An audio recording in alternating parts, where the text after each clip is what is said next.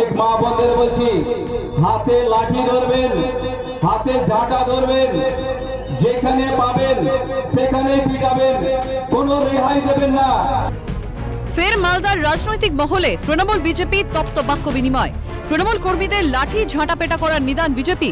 আবারও বৈষ্ণবনগরের জনসভা থেকে বিজেপি দক্ষিণ মালদা সাংগঠনিক জেলার সহ সভাপতি তারক ঘোষের এহেন হুঙ্কারে তুঙ্গে রাজনৈতিক চর্চা।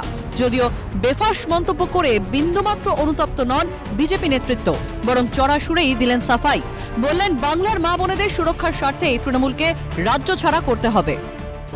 তো মহিলারা যদি একজন মুখ্যমন্ত্রীর কাছে যদি কোনো রকমভাবে তারা বিচার না পায়, তারা কোথায় দাঁড়াবে?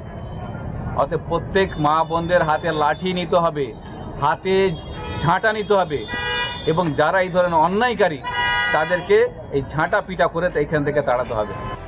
কিন্তু জেলা বিজেপির সহসভাপতি তারক ঘোষের অগ্নিগর্ভ ভাষণের পাল্টা জবাব দিতে রেয়াত করেনি তৃণমূল নেতৃত্ব। বৈষ্ণবনগরের তৃণমূল বিধায়ক চন্দনা সরকারের পাল্টা হুঁশিয়ারি। বিতর্কিত ভাষণ দিয়ে ভোটের বিজেপির টিকিট পাওয়ার আপ্রাণ চেষ্টা তারক ঘোষের। ভোটের ময়দানেই এর জবাব দেওয়া হবে। এখন হয়তো বিজেপির একটা টিকিট নেওয়ার চেষ্টা করছেন। ভোট আসছে, মাঠের ময়দানে আমাদের লড়াই হবে, লড়াইয়ের ময়দানে আমরা দেখা যাবে।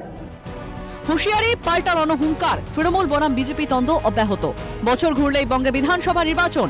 এই আবহে মালদার শাসক বিরোধী চর্চায় সরগরম জেলার রাজনৈতিক মহল, তা বেশ স্পষ্ট। সমক লাহিড়ী রিপোর্ট, ক্যালকাটা নিউজ।